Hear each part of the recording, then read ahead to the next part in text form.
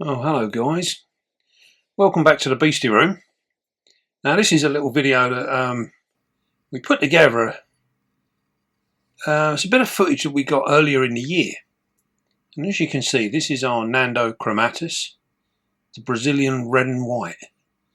And she is literally just starting to produce her egg sac.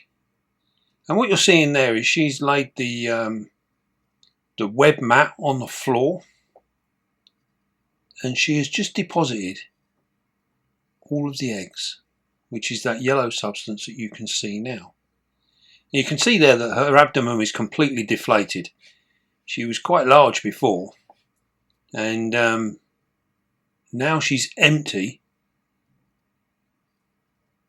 You can see how deflated she is. And what she's doing now is she's literally just going to the point now where she's actually laying web over the top of those eggs, and this will create like an envelope.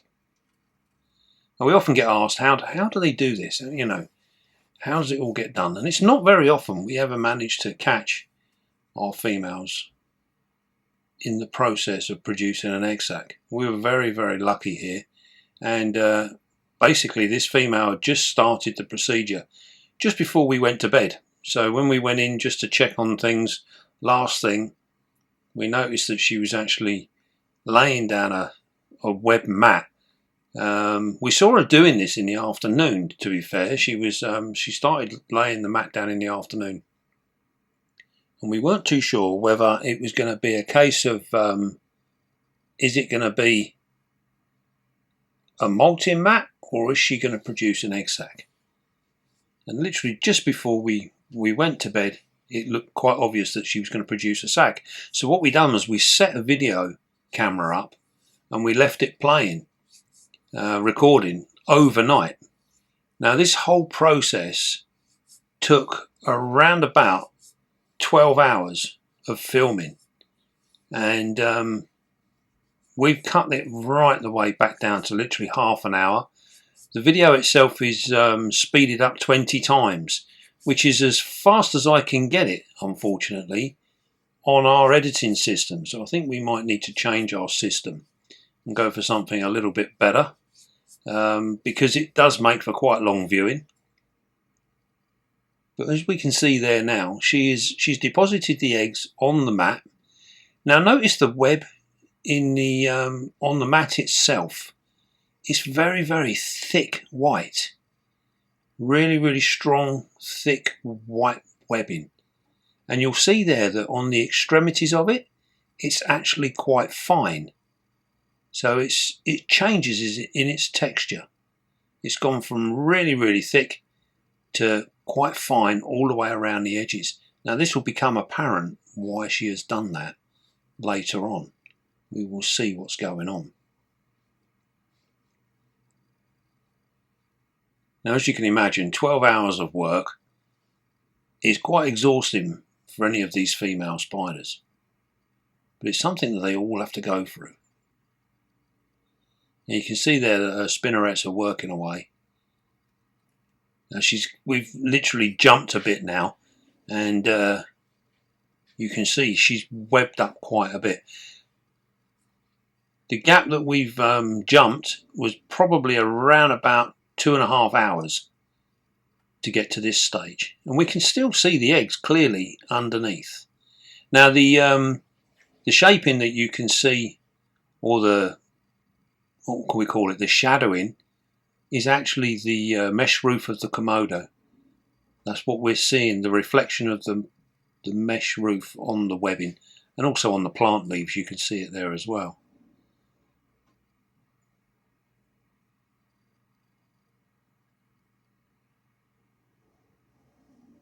You can see how she's literally holding herself above the eggs, constantly working away. Now, something that you may have noticed before with your spiders is when they do their happy dance, when they catch their prey, they do this dance and you'll see them webbing up the floor. And quite often or not, they'll just lay some very fine webbing down, and then they'll wrap their food up real quick. This is to stop it from escaping, because they don't kill their food instantly. It actually takes a little while to die, and most of their food is eaten alive. So they put down a little bit of webbing. When you consider the speed in which they do that compared to how she's using her abdomen now, you can see it's far more precise. This is a different style of web. And you'd have heard us mention in the past that our spiders use all different types of web depending on what they're trying to achieve.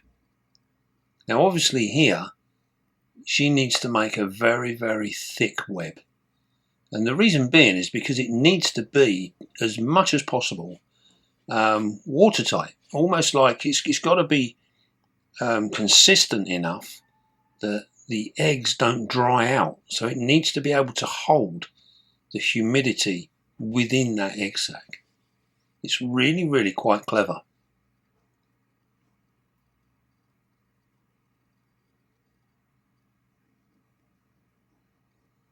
You can see there she's continuously laying it over. And she's almost crisscrossing it. You see how her abdomen is working? It's working in very, very fine, tiny little motions. And this is creating a really, really complex, fine mat. Very tightly woven. It's also interesting to see that while she's walking over it, there is no pressure on it at all. She's so light-footed. Really, really clever. When we say clever, these guys are doing it all the time. This is what they're designed to do.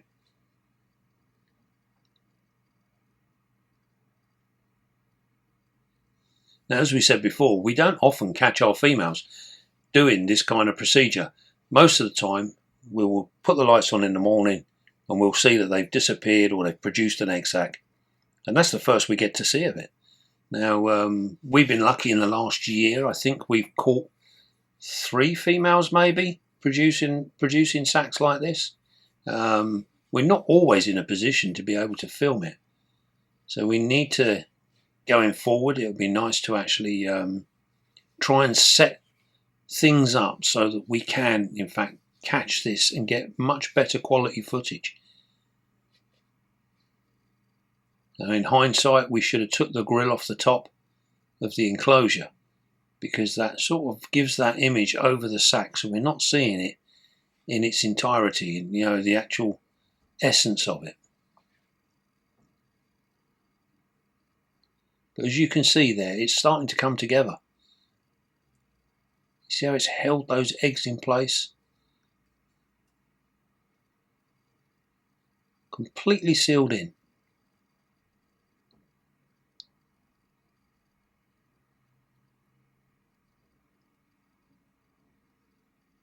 Now this is a really testing time for our female spiders. Should a predator come along at this point in time, it could be the end of our spider and the egg sac, everything. So they're sort of they're at nature's will while doing this procedure, same as when they're molting. Although they do have a little bit more chance to defend themselves now, and she could run away. But generally speaking, they're not going to want to leave this egg sac.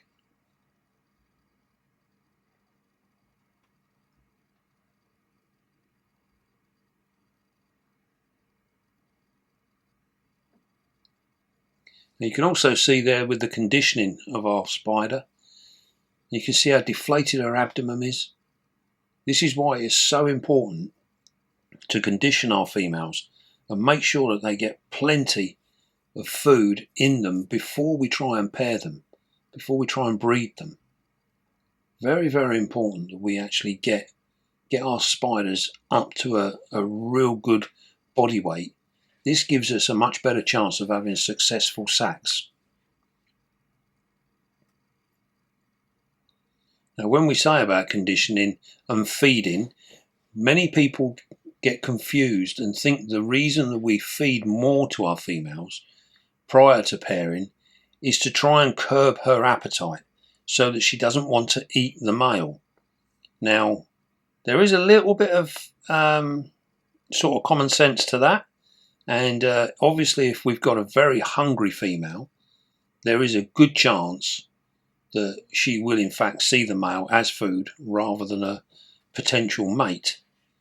But if we can get her conditioning up, then she will look more to wanting to breed, because her body will be telling her that now is a good time to breed. Food is plentiful, conditions are correct, it's the right temperature, the right humidity.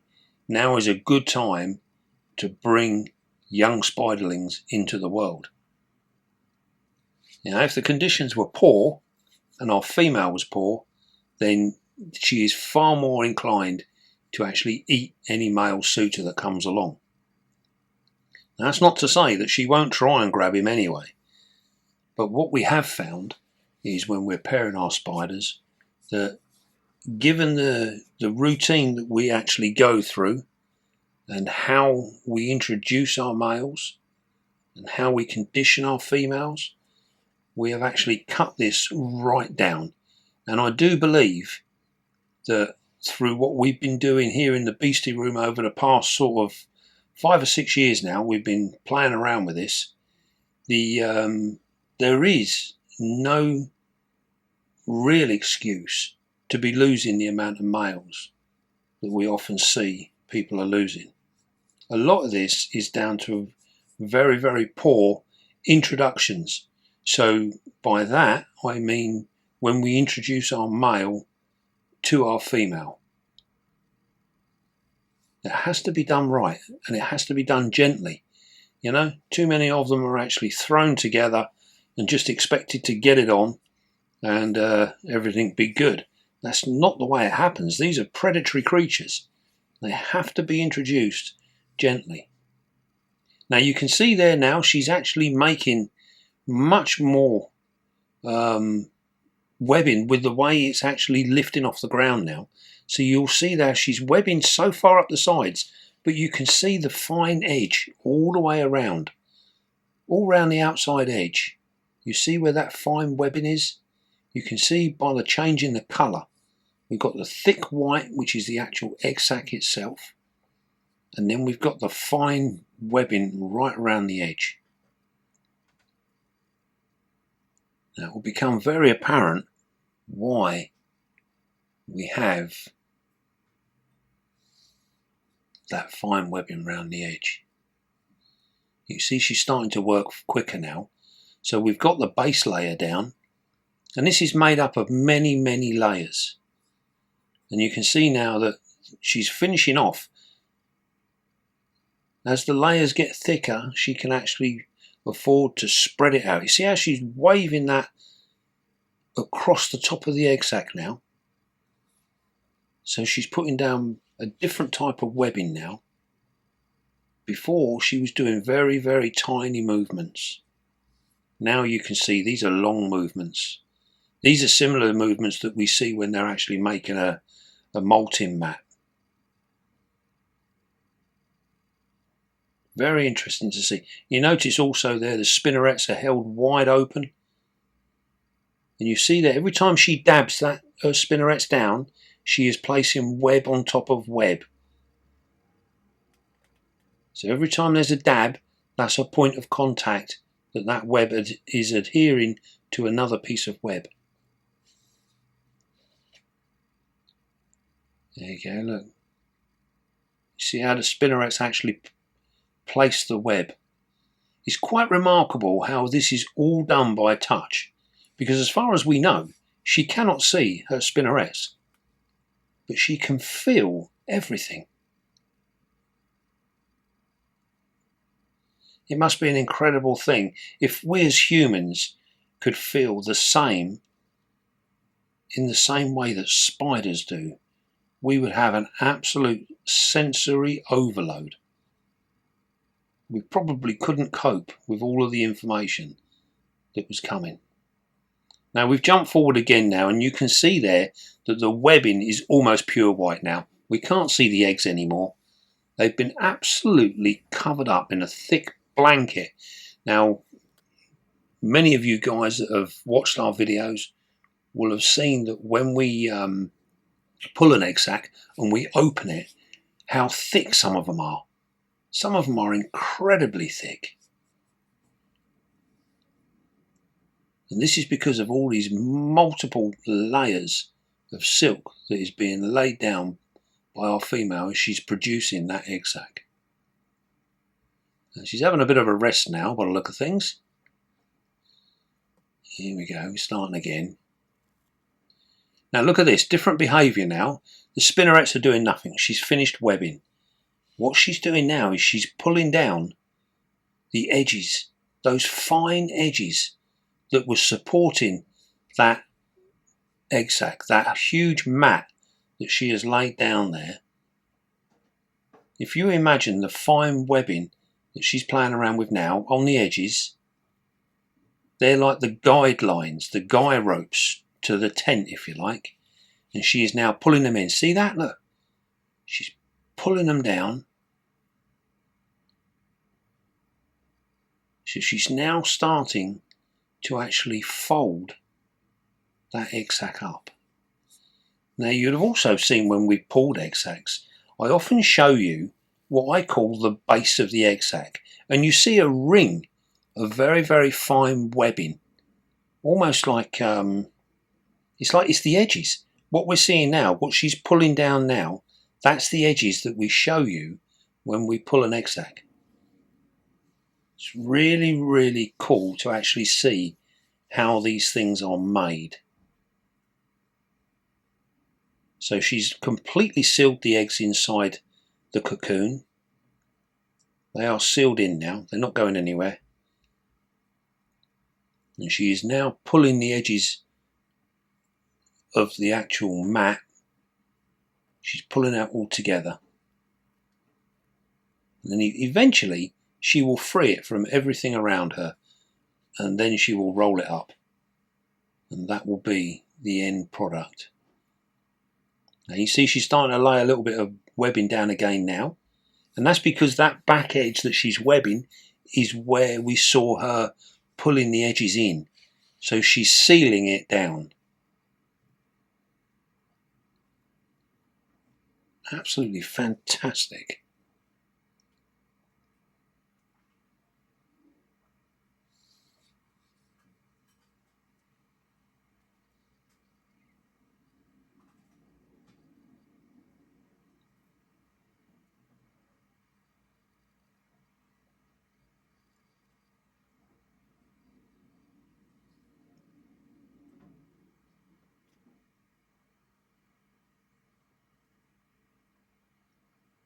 She's laying a little bit extra down there now. Now we're moving around again now.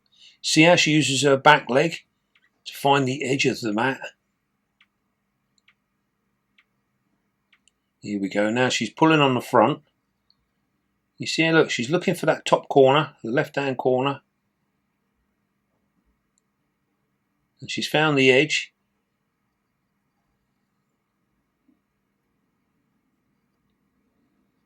You notice how she checks with her pedipalps, and she checks with her legs as well, but they're doing different things. It's like her legs are just checking on the edges, and then you can see her using her pedipalps to check, almost like what you would imagine she's checking the tension to see how tight they are. We're having another little rest now. I would imagine she is quite exhausted. And she's pulling the edge together again now. You can see how you see the pressure she's putting on that. There she goes.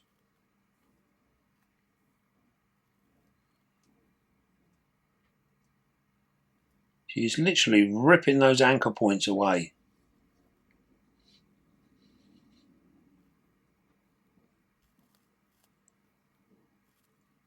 Now, as we said earlier on, this is speeded up 20 times.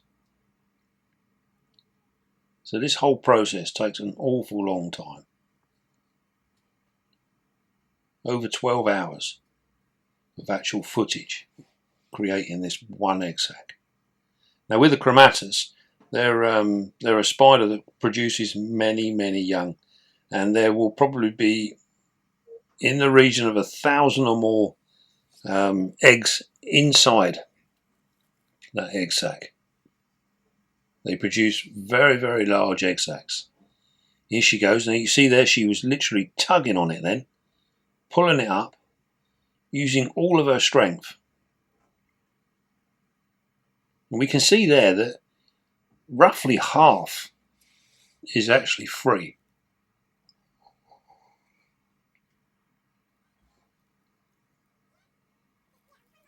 Here we go, she's pulling on it again. Look at that. Now she's pulling with her pedipalps there. And you'll see she's actually pulling with her pedipalps and pushing down with her front legs.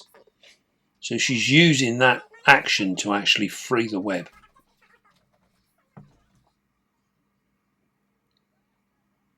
We're going to work our way around the other side now.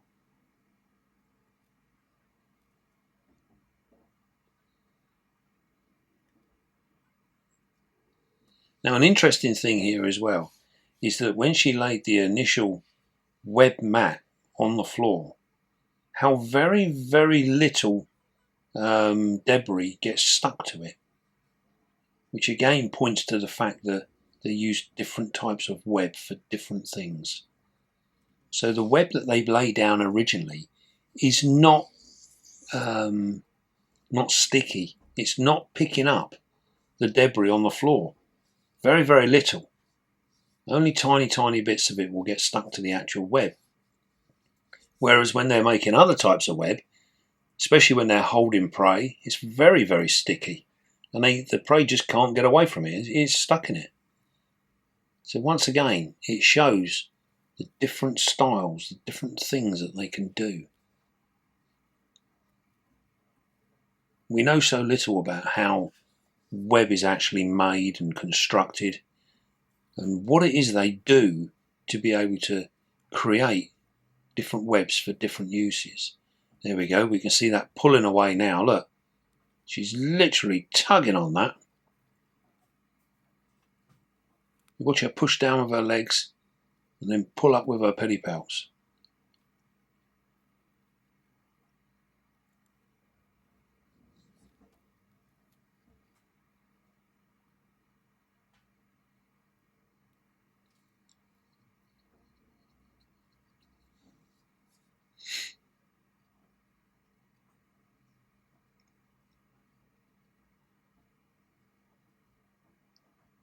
Now another thing that we've noticed with some of our females, some will feed when we've got egg sacs and some refuse. So we have to treat all of our spiders as individuals. There was a time where we would not disturb them. We would leave them entirely alone.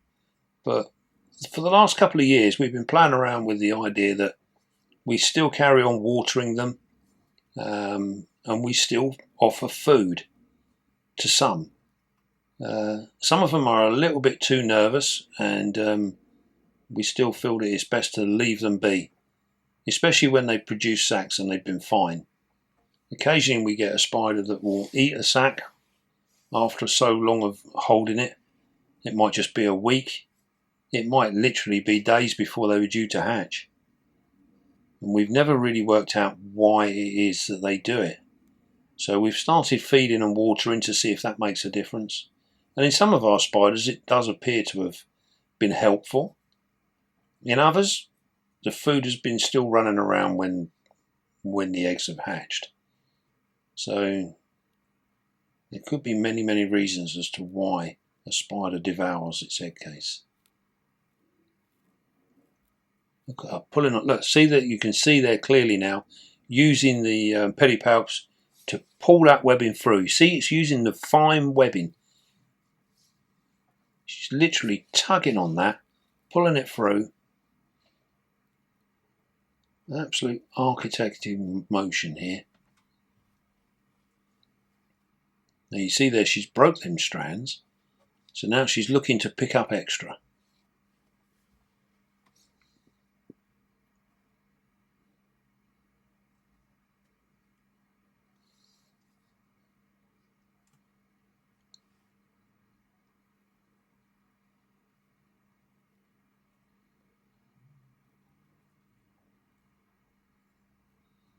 There you go, she's gone back to the edge. See how she finds the edge with her pedipalps? She first sees it with her front legs. Now she's pulling it up again. She's getting right underneath it now. And you can see there she's using her back legs as well. We're now starting to actually form the round egg case that we are, what we are used to seeing. Now we've changed the angle now, and we've this piece now is being taken off of with the iPhone. So she's been doing this all night. We've come in the morning and she's still working away at it. So we took the opportunity to get a little bit of footage with the iPhone.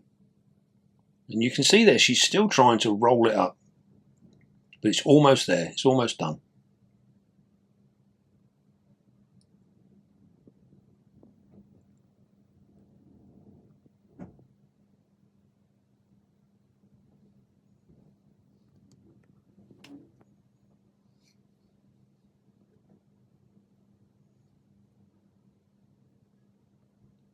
It's literally just a few strands, a few little pieces, holding it all together.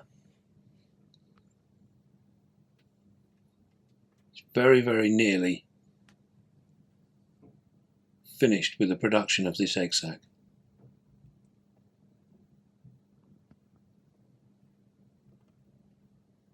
Now obviously not all spiders produce a ball egg sac.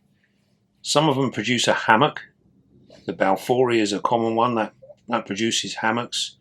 Our featherleg baboons, the H-Max, they all produce hammocks. So it would be interesting to try and catch one of those in the process of actually producing an egg sac, because theirs are hanging. So it would be very, very cool to see how they do that. You can see there she's literally raising herself up, and she's now produced that lovely round egg sac. Very, very cool.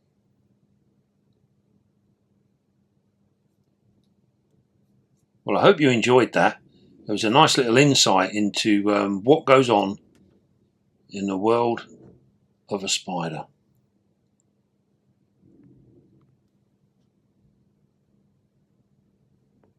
And the amount of time that took. The effort involved in producing an egg sac is absolutely immense. We have still so much to learn.